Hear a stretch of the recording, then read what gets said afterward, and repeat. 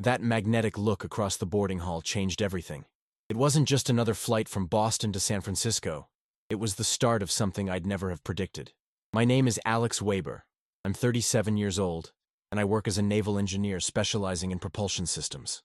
My life had always been built around precision, calculations, and solitude. After my 5-year relationship ended, I threw myself completely into work, avoiding any kind of involvement. Constant trips to different shipyards became my comfort zone. Alone, but safe. If you've ever felt that inexplicable connection with a complete stranger, leave a like and subscribe for more stories that defy chance. Logan Airport was especially busy that autumn morning. The aroma of freshly brewed coffee mixed with the collective nervousness filled the terminal. My routine was simple. Arrive 2 hours early, work on my laptop in some secluded corner, and be the last one to board. Boston had become my temporary refuge after spending 3 months working on implementing a new system for the Navy. I enjoyed the view from my rented apartment in Cambridge, with the Charles River winding like a vital artery. I'd wake up to the sound of oars slicing through the water while college teams trained before dawn. During those 6 weeks, I developed a pattern. Breakfast at the small deli on the corner, where Mrs. Rosenberg already knew my order. A walk to the subway, always with a technical podcast in my ears to block out any attempt at conversation. Intense work until late and food delivered to the apartment. A life calculated to avoid surprises. Then came the day of departure. The flight back to San Francisco, where my apartment was probably gathering dust. I was about to board back to my solitary existence when I saw him. He was standing in line at the coffee counter, drumming his fingers on the counter as he waited for his order. Tall, dark hair with a few subtle streaks of silver at his temples, wearing a navy blazer over a white t-shirt. There was something magnetic in the way he carried himself. I quickly looked away when he turned in my direction, pretending to be absorbed in my phone screen. It was only when the boarding announcement echoed through the speakers that our paths crossed again. He was in the priority line, probably some executive with enough mileage to circumnavigate the globe. I was still waiting for my group to be called when our eyes met again. He smiled, a subtle gesture that awakened a curiosity I hadn't felt in years. "Group 3. Passengers of Group 3, please," announced that metallic voice. I grabbed my backpack and headed for the plane, convinced that that brief exchange of glances was the end of the story. I was wrong. "Looks like we're neighbors for the next 6 hours."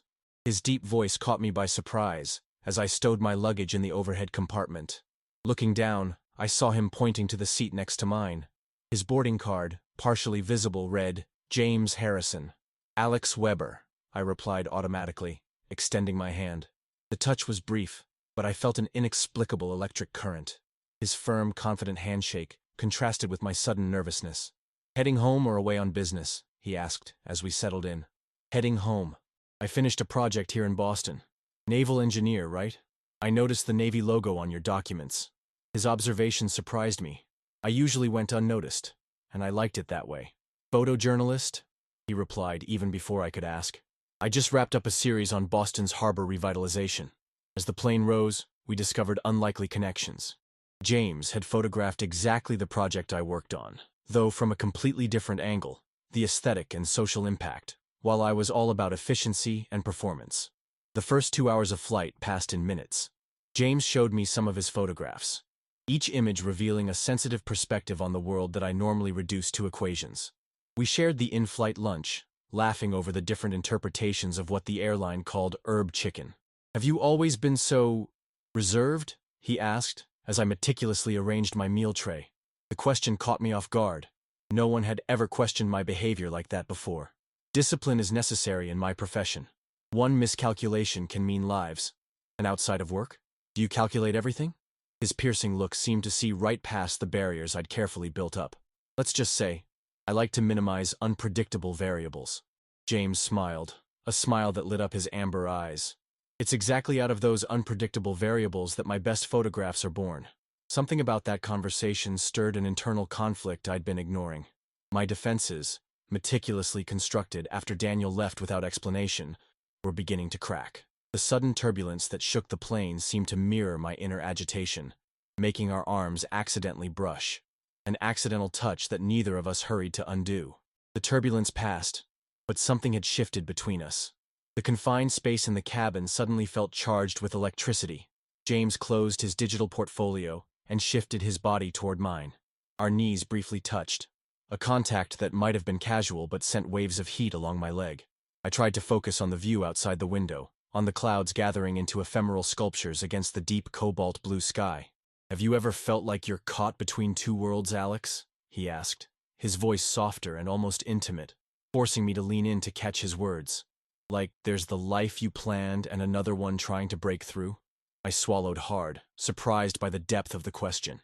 It was exactly how I'd felt since Daniel left, though I'd never put it into words. "Every day," I admitted, feeling a vulnerability I hadn't experienced in years. "I built an existence so carefully structured that sometimes I wonder if it's become a prison." James nodded slowly, his eyes never leaving mine. "You know what I love to photograph? Moments right before the break. The point when someone is about to shatter a pattern, to abandon certainty." As he spoke, he raised his hand hesitantly, and, in what might have seemed like a casual gesture, adjusted the collar of my shirt, which was slightly askew. His fingers lightly brushed my neck, and I instantly felt my pulse spike. "Like right now?" I asked, my voice raspier than I intended. "Exactly like now." A flight attendant passed by offering blankets. The cabin's air conditioning was particularly strong, creating that artificial atmosphere that only exists 10,000 meters above ground. James grabbed 2 blankets, handing one to me with a look that said so much more than words ever could. Wrapped up to our chests, we talked for another hour. We spoke about our favorite cities, the books we'd read, movies that left a mark on us. Every answer revealed deeper layers, building an intimacy accelerated by the feeling that we were suspended in time and space, neither in Boston nor in San Francisco, just in an interlude between realities. When the pilot announced we were entering a turbulence zone, I instinctively grabbed James's arm. His sleeves were rolled up, revealing defined forearms and a discreet tattoo on his wrist. A minimalist compass. "To never lose your direction," he explained, noting my expression. "Even when I'm completely lost." "And do you feel lost often?" I asked, aware that my hand still rested on his arm, my fingers lightly tracing the outline of his tattoo. "I believe getting a little lost is part of the journey," he replied, covering my hand with his. "Just like now.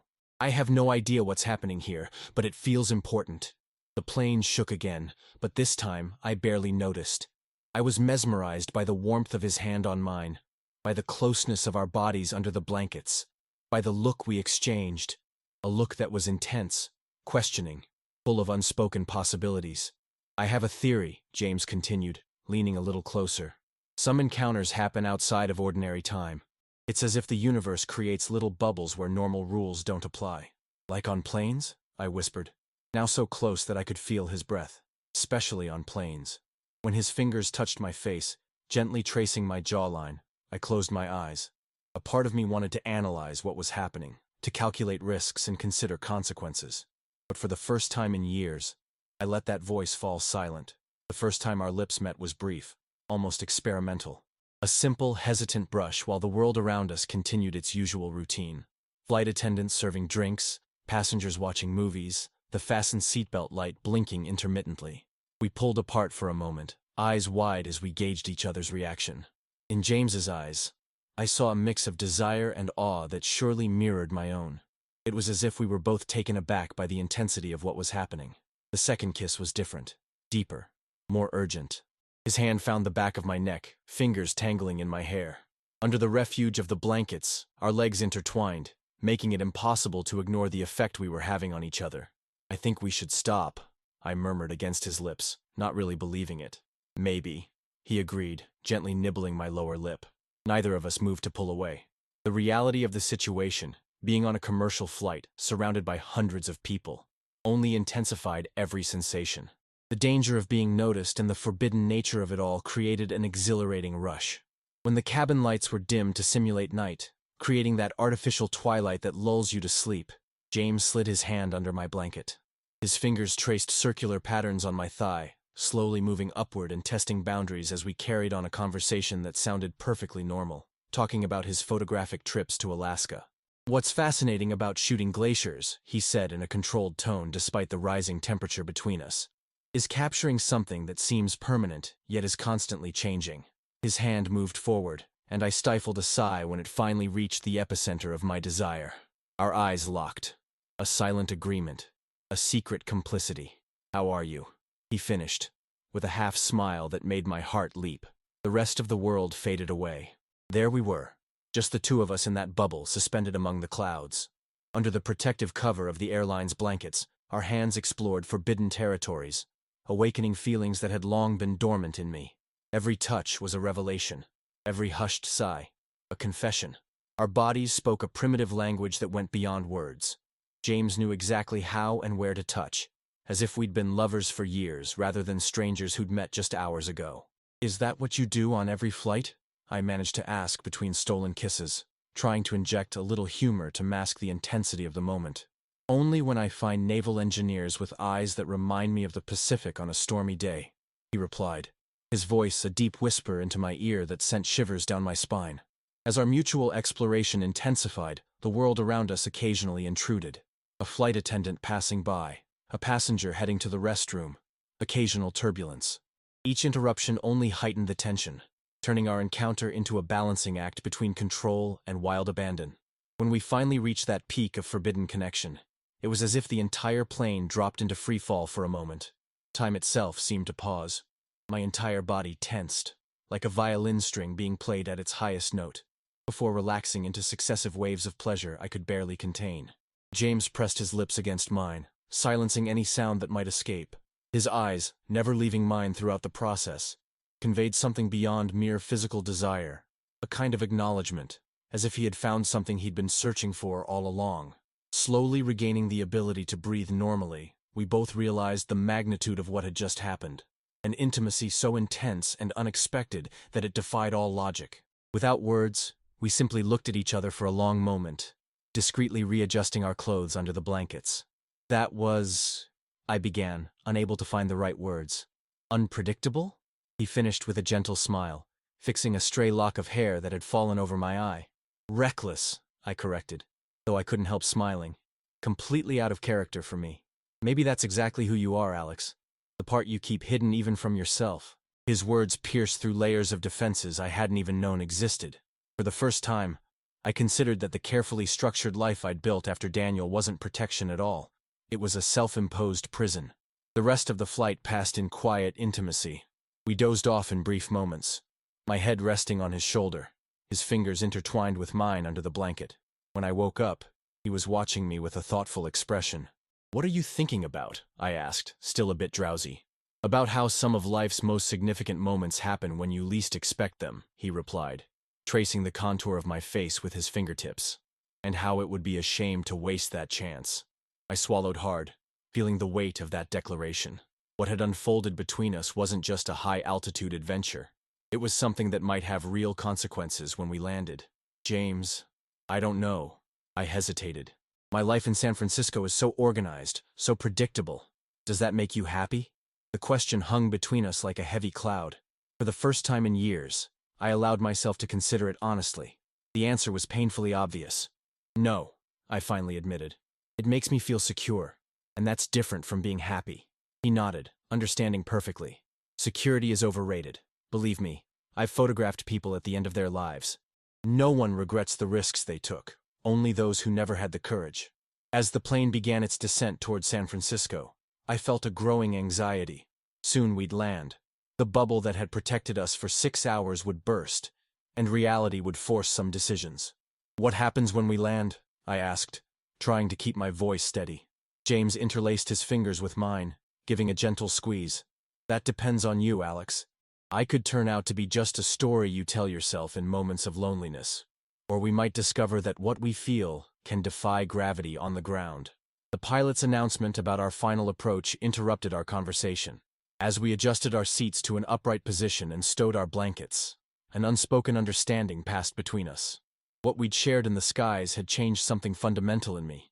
The wheels hit the ground with an impact that reverberated through the plane. We were back on Earth, in the real world with all its complexities and consequences.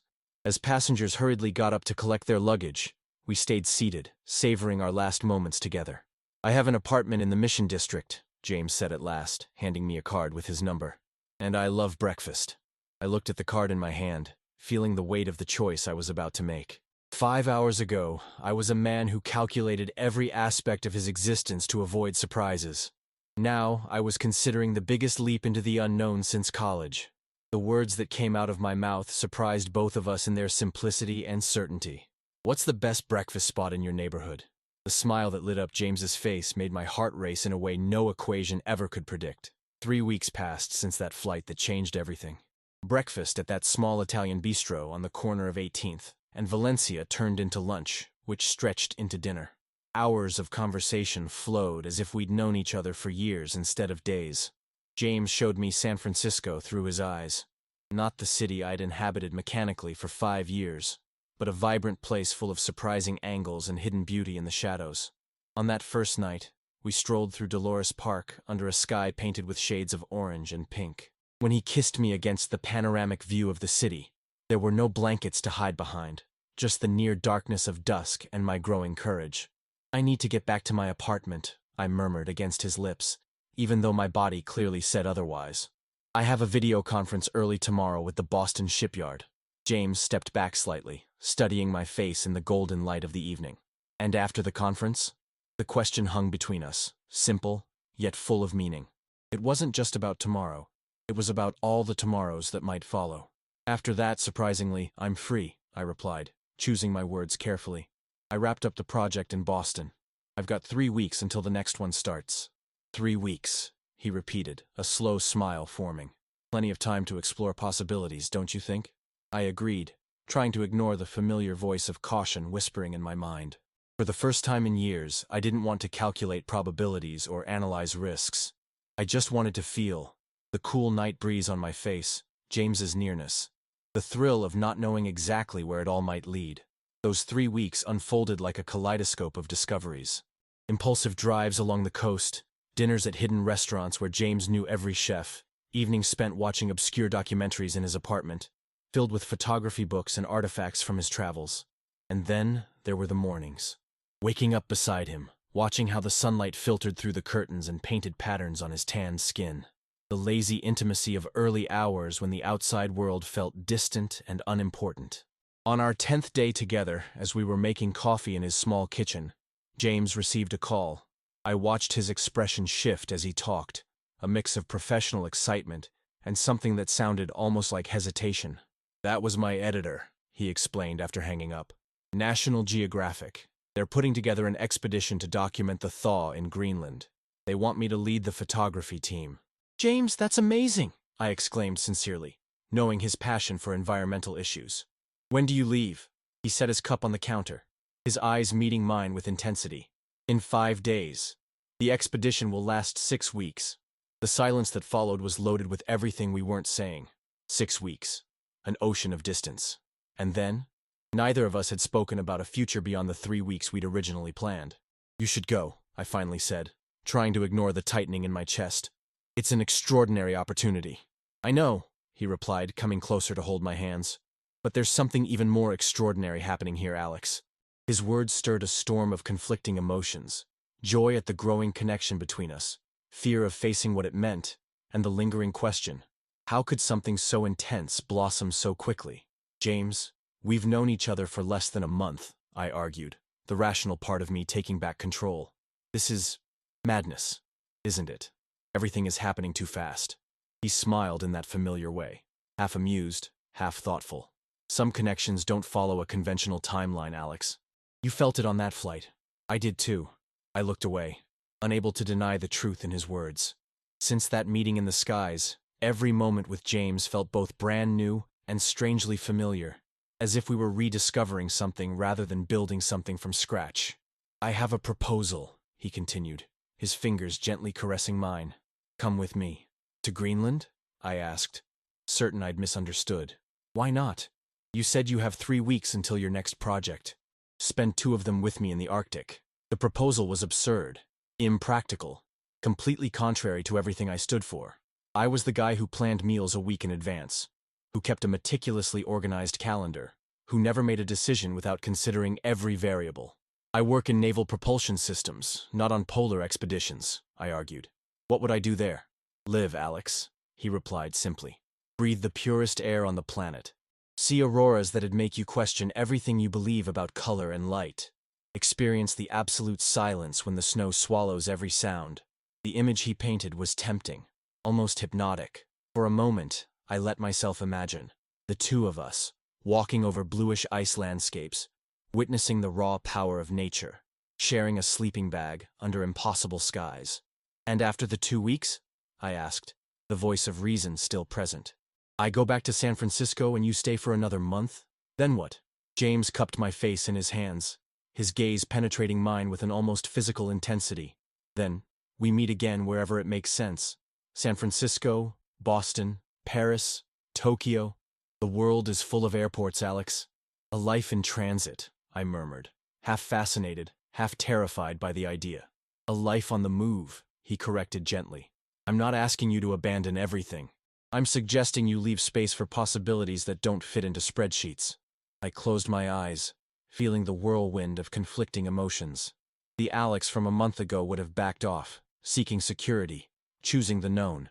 But that man had been transformed 10,000 meters above ground, among clouds and stars, in the arms of a stranger who now felt more familiar than many I'd known for years. I need to think, I finally said. James nodded, without pushing further. That's fair. But think about this, he added, pulling me into a kiss that carried promises of things I was just beginning to understand. The next 3 days were an internal battle between the man I'd been for years and the one who was starting to emerge. I went back to my apartment, needing space to think. The meticulous order that once brought me comfort now felt strangely suffocating. White walls, minimalist furniture, and the complete absence of anything without a practical purpose, all screamed of a life deliberately emptied of surprises. It was a stark contrast to James's apartment, where every object told a story. A tribal mask from New Guinea, a colorful Peruvian shawl, framed photographs of people whose gazes seemed to reach right into the soul of the viewer. On the night before he left, James invited me over for dinner at his place. When I arrived, I found the table set with candles, a bottle of red wine breathing on the countertop, and the aroma of herb lamb filling the air. I'm not trying to sway your decision with food, he joked as he poured me some wine. But if I were, it seems to be working? I smiled, feeling the tension of the past few days ease just a bit. Food is a pretty convincing argument. We chatted about light topics during dinner, deliberately avoiding the elephant in the room. It wasn't until we moved over to the couch, with the city lights twinkling outside the window, that we faced the inevitable. I decided not to go, I announced at last, watching his reaction carefully. A flash of disappointment crossed his face, quickly replaced by acceptance. I understand. It's a very impulsive decision, I know. No, I interrupted, placing my glass on the coffee table. You don't get it. I decided not to go because I found a better solution. His eyes narrowed with curiosity. I called the director of my department, I continued. I explained I needed to leave longer than the planned 3 weeks. He wasn't exactly thrilled, but after 7 years of almost obsessive dedication, I managed to negotiate 2 months. James straightened up as understanding slowly dawned on him. 2 months? Long enough for a full Greenland experience, I confirmed, feeling a wave of dizziness as I said the words out loud. And maybe a week in Copenhagen afterward. I've always wanted to see the Danish Design Institute. The smile that lit up his face made my heart race in a way no hydrodynamics equation ever could explain. He pulled me into an embrace so tight it almost took my breath away. Alex Weber, you continue to surprise me, he murmured against my hair. I'm surprising even myself, I confessed. And it's a bit terrifying. He stepped back slightly to look me in the eyes. Fear is just excitement without proper breathing. Take a deep breath. I followed his advice, drawing in air loaded with possibilities. I don't know what will happen after these 2 months, I admitted, voicing my biggest insecurity. How can this work? Our lives are so different. Maybe that's exactly why it can work, he replied. I bring creative chaos to your order. You bring structure to my impulsiveness. It's a balance. The simplicity of his logic disarmed me. Maybe it was really like that. Perhaps the most successful relationships aren't between identical people, but between complementary souls. And what about logistics? Eventually I'll have to go back to work while you're off traveling around the world. James interlaced his fingers with mine. We'll build bridges when we come to the rivers, Alex. For now we have ice to explore, auroras to witness, and a connection to deep and far away from the distractions of everyday life. Today, as I pack my bag for Greenland, I reflect on the extraordinary detour my life has taken since that Boston flight. In just 1 month, I went from a man who avoided surprises to someone about to board a plane for the Arctic Circle with a photojournalist I met on a flight just a month ago. Daniel once accused me of living like life was a problem to be solved, not an experience to be lived. Back then, I took it as a compliment to my efficiency. Now I understand what he really meant. Life isn't an engineering problem with one single correct solution. It's constant improvisation, continual adjustment, and the willingness to follow unexpected currents to see where they lead. I don't know what I'll find in Greenland beyond the intense cold and surreal landscapes. I don't know if what James and I share will withstand the tests of time and distance. I don't know if, in 2 months, I'll return to my old apartment and former life, or discover a completely unforeseen new path. And for the first time, I'm at peace with not knowing. If you've ever felt like your life was stuck on predetermined tracks, if you've ever wished for the courage to make a leap into the unknown, if you've ever wondered what might happen if you said yes instead of the usual no, know that it's never too late to change direction. Sometimes the course of an entire life can change in 6 hours at 10,000 meters above ground, alongside a stranger who, in some inexplicable way, seems to know parts of you you didn't even recognize in yourself. And if you're watching this video, considering your own unexplored possibilities, leave a like, subscribe to the channel, and share in the comments. When did you realize you needed to step out of your comfort zone? What was your transformative flight? Because in the end, it isn't the moments of safety and predictability that define our lives. It's the leaps of faith, the unplanned detours, the unexpected encounters that show us who we really are and who we can become. My name is Alex Weber, and in a few hours I'll board a plane bound for Greenland with a man I met exactly 1 month ago on another flight. The difference is, this time, I know exactly where I want to be when the wheels touch down. By your side.